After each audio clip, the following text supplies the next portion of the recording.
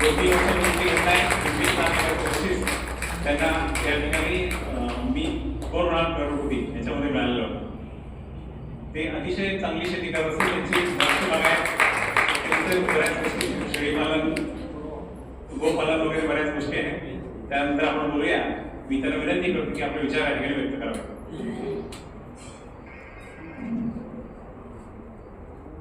सर्वप्रथम ते MBA झालेले आहेत आणि PhD साठी प्रयत्नशील आहेत.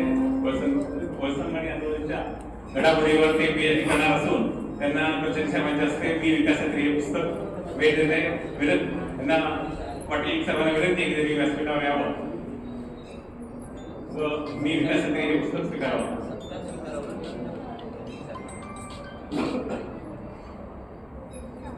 तसेच त्यांच्या स्वामी समर्थ ट्रस्टकडून सत्कार होत आहे आणि कचेरी साहेबांकडनं पुस्तक आहे. कचेरी साहेबांना विनंती करतो की त्यांचा सत्कार करावा आणि पुस्तक भेट द्यावा.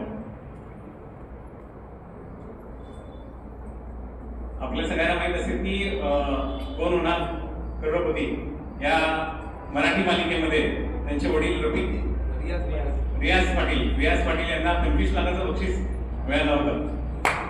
2 वर्षांची घटना आहे. 25 लाखाचं बक्षीस त्यांना या ठिकाणी मी 2 लाख करोड याच्यामध्ये मिळालेलं होतं. ते अतिशय चांगली शेती करत असतील. त्यांची बाग आहे. त्यांचं बऱ्याच गोष्टी शेळीपालन, गोपालन वगैरे बऱ्याच गोष्टी आहेत. त्यानंतर आपण बोलूया. मी त्यांना विनंती करतो की आपले विचार या ठिकाणी व्यक्त करावे.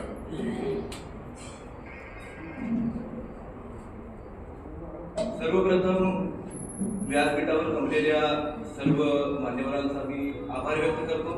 जेवढं या ठिकाणी साहेबांनी माझी स्तुती केली तेवढे मी स्तुतीचं पात्र नाही आहे.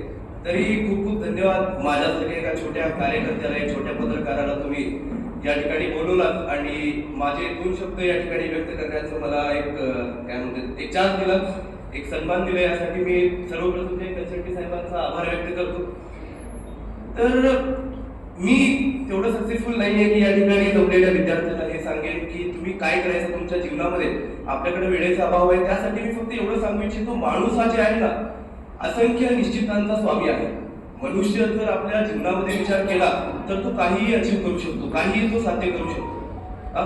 तर तुम्हाला काय करायचं ते तुम्ही स्वतः डिसाईड करावं लागेल. लोक तुम्हाला खूप सांगतील जीवनामध्ये, तुला इंजिनियर व्हायचंय, तुला डॉक्टर व्हायचंय, तुला कलेक्टर व्हायचंय, तुला पोलीस व्हायचंय, तुला वकील व्हायचंय, तुला पॉलिटिशियन व्हायचंय.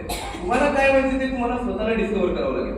कारण जोपर्यंत तुम्हाला स्वतःला बोध होणार नाही, गौतम बुद्धांना सुद्धा बोध होण्यासाठी स्वतः त्यांनी विचार केला, बोधिवृक्षाखाली त्यांनी तपस्या केली, तेव्हा जाऊन त्यांना बोधिसत्व प्राप्त झालं, तेव्हा ते गौतम बुद्ध झाले. तर स्वतःला स्वतः डिस्कव्हर करा. लोक तुम्हाला खूप सांगतील की बाबा तू हे कर ते कर, परंतु तुम्हाला काय करायचं तुमच्या जीवनामध्ये ते तुम्ही स्वतः डिसाईड करा. आणि जीवनामध्ये फेल्युअर येत राहणार. फेल्युअरला तुम्ही घाबरू नका. कारण आता 10वी झालेली आहे तुमची. 10वी नंतर जे असली जीवन सुरू होते, पहिल्या स्टार्टिंगलाच तुम्हाला माहित पाहिजे की तुम्हाला काय करायचं आहे. आत्ताच तुम्ही जे आहे डिसाईड करा. लोक तुम्हाला खूप सांगतील, परत एकदा तेच सांगतो, लोक तुम्हाला खूप सांगतील जीवनामध्ये हे करा ते करा, परंतु तुम्हाला काय करायचं ते तुम्ही स्वतः डिसाईड करा. पालकांना सुद्धा मी हेच सांगू इच्छितो या ठिकाणी की तुमच्या मुलांवर, तुमच्या मुलींवर जे प्रेशर टाकू नका की तुला इंजिनियरच व्हायचंय, तुला डॉक्टरच व्हायचंय. कारण माझे खूप सारे मित्र आहेत ज्यांनी इंजिनिअरिंग केली परंतु ते आता इंजिनियर म्हणून काम करत आहेत. एकटा वकील म्हणून काम करतोय, मी स्वतः पत्रकार म्हणून काम करतोय, एक माझा मित्र जे आता IPS ची तयारी करतोय. तर तुमच्या जीवनामध्ये नंतर तुम्हाला बोधिसत्व प्राप्त होण्यापेक्षा तुम्ही आत्ताच जर ते डिसाईड केलं की तुम्हाला काय करायचंय तर तुमचे जे गॅप पडते तुमच्या जीवनामध्ये ते गॅप जे कमी पडेल. आणि रिस्टार्ट करायला शिका. एक माझ्या जीवनातला एक संकल्प आहे जे माझ्या वडिलांकडून मी शिकलेला आहे. रिस्टार्ट करता यायला पाहिजे तुमच्या लाईफला. कारण जीवनामध्ये जे अनसर्टिनिटीज खूप आहेत. जीवनामध्ये जे तुम्हाला सदैव जे तुम्ही सक्सेसफुल व्हाल असं नाहीये. जीवनामध्ये तुम्हाला फेल्युअर येणार. फेल्युअर पासून घाबरू नका, फेल्युअर पासून शिका. माणूस जे आहे एक तर हरतो किंवा जिंकतो किंवा शिकतो. माणूस जीवनामध्ये कधी हरत नसतो. तर रिस्टार्ट करायला शिका. मी माझ्या जीवनाला स्वतः किती वेळा रिस्टार्ट केले हे मी स्वतः सांगू शकत नाही. माझ्या जीवनातला सर्वात पहिला रिस्टार्ट मी 6वी पर्यंत जिल्हा परिषद प्राथमिक शाळेमध्ये शिकलो. त्याच्यानंतर माझ्या वडिलांनी मला सोलापूरला हरिभाई देवकरण प्रशालेला टाकलं सेमी इंग्लिश साठी. ते माझ्या जीवनातला पहिला रिस्टार्ट. तेव्हा मी फेल झालो गणितामध्ये. परंतु त्याला फेल्युअर म्हणून मी न घेता मी एवढा अभ्यास केला की मी त्याच्यानंतर गणितामध्ये कधी फेलच झालो नाही. 10वीला 95 मार्क घेऊन गणितामध्ये हरिभाई देवकरणमध्ये मी गणितामध्ये टॉप झालो. जीपी सोलापूरमध्ये M1 M2 M3 मध्ये 86, 88 आणि 90 असे जे मार्क्स मी घेतले. तर फेल्युअरला जे काय म्हणते त्याला एक धडा म्हणून तुमच्या जीवनामध्ये ठेवा. फेल्युअरला तुम्ही काय म्हणा, फेल्युअरला जे आहे एक शिक्षण म्हणून तुमच्या जीवनामध्ये ठेवा. रिस्टार्ट करायला शिका. त्याच्यानंतर माझ्या जीवनातला दुसरा रिस्टार्ट मी थर्मॅक्स मध्ये परचेस अँड प्रोक्युरमेंट मॅनेजर म्हणून कामाला होतो. लॉकडाऊन मध्ये माझी जॉब गेली तेव्हा घरचे सांगत होते दुसरी जॉब शोध. तेव्हा मी काय म्हटलं नाही, मला माझं एज्युकेशन पूर्ण करायचं. तेव्हा मला कळालं की माझं कम्युनिकेशन चांगलं आहे, मला बिझनेस मध्ये रस आहे. तर मी डिसाईड केलं की मी बीबीए करणार. मला घरचे सांगत होते बीई कर, परंतु मी काय म्हटलं नाही, मला बीबीए नाही कर, मला बीई करायचं नाही, बीबीए करायचं. तर तुम्हाला काय करायचं ते तुम्ही स्वतः डिसाईड करा. म्हणजे तुम्ही दुसऱ्याला ब्लेम करू शकणार नाही.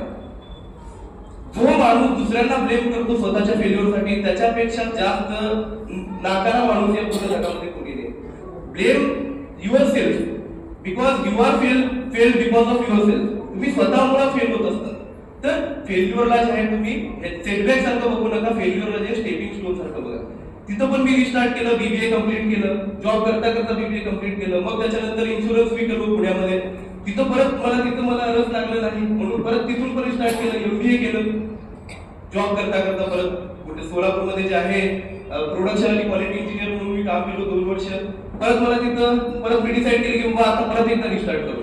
आता मी परत माझ्या रिस्टार्ट फील्डमध्येच आहे. आता सध्याला मी शेती करतोय बाबांसोबत आणि पीएचडी ची तयारी करतोय. सेट आणि नेटची एक्झाम आहे आता माझी. आणि रुरल डेव्हलपमेंट मध्ये जे आहे मला पीएचडी करायची. म्हणजे एखाद्या खेड्या गावाला जे आहे आपण डेव्हलप कसं करू शकतो. कारण जेवढं डेव्हलपमेंटचे चान्सेस एखाद्या गावामध्ये आहेत तेवढे कुठेच नाही. तर माझ्या गोष्टीपासून तुम्ही हेच शिका की रिस्टार्ट करता यायला पाहिजे तुमच्या लाईफला. तुम्ही कधीही हरत नाही तुमच्या जीवनामध्ये. कधी पण कोणत्या पण पॉइंट पासून तुम्हाला रिस्टार्ट करता यायला पाहिजे. जीवनला कधीही फुल स्टॉप नाही आहे. फुल स्टॉप देतात काही लोक, डायरेक्ट जीवन जे संपवायचा प्रयत्न करतात फेल्युअर भेटल्यानंतर. तर फेल्युअर भेटल्यानंतर जीवन संपवणं हे जे आहे उत्तर नाहीये. जीवनाला फुल स्टॉप नावाची गोष्ट नाहीये. जीवनामध्ये तुम्ही रिस्टार्ट करू शकता, 1000 वेळा रिस्टार्ट करू शकता. माझे बाबा आमच्या पूर्ण परिवारामध्ये सर्वात जास्त फेल झालेले माणूस आहेत. लोक त्यांना फेल्युअर म्हणायचे. त्यांनी खूप सारे बिझनेसेस केले, सगळ्या बिझनेसमध्ये फेल झाले. आमच्या तालुक्यातले पहिले ऑटोमोबाईल इंजिनियर, तरी सुद्धा जॉब केले नाही, शेती केली, हजारो बिझनेसेस मध्ये फेल झाले. शेवटी जे आहे त्यांना देवानी चान्स दिला आणि एबीसी मराठीमध्ये जे आहे त्यांनी 25 लाख रुपयाचं चेक जिंकले. किती मिनिटांमध्ये? फक्त अर्ध्या तासामध्ये. तर जीवनामध्ये जे चान्सेस भेटतात, फेल्युअर नावाची गोष्ट नसते माणसाच्या जीवनामध्ये. रिस्टार्ट करायला शिका. मी एवढं सांगू इच्छितो या ठिकाणी. तर मला या ठिकाणी तुम्ही बोलायचा चान्स दिला आणि या सर्व महान लोकांमध्ये मी बोलणारा तेवढं मोठं माणूस नाहीये. माझ्याकडनं जर बोलताना काही चुकलं असेल तर कन्सेप्टी साहेब माफी असावी. तर धन्यवाद मला अजून एकदा चान्स दिल्याबद्दल. तर अजूनही तुम्हाला जर काही करिअर रिलेटेड काही गायडन्स वगैरे पाहिजे असेल तर माझा नंबर मी या व्हिडिओच्या कमेंटमध्ये देईन. आपले अल्ताफ काका आहेत जे माझे मार्गदर्शक आहेत पत्रकारितेमध्ये. मी काकांच्यामुळे चालू. तर असल्या लोकांना विचारा. तुम्हाला करिअरमध्ये जर काही प्रॉब्लेम आला असेल तर आम्हाला फोन लावून विचारू शकता तुम्ही. आम्ही तुम्हाला गाईड करू. तर धन्यवाद. जय हिंद, जय महाराष्ट्र. धन्यवाद पाटीलजी. आर किती महत्वाचं आहे मी सांगितलं. त्याचबरोबर साहेब सुद्धा सांगणार की 3 आर किती महत्वाचे आहेत आपल्याला.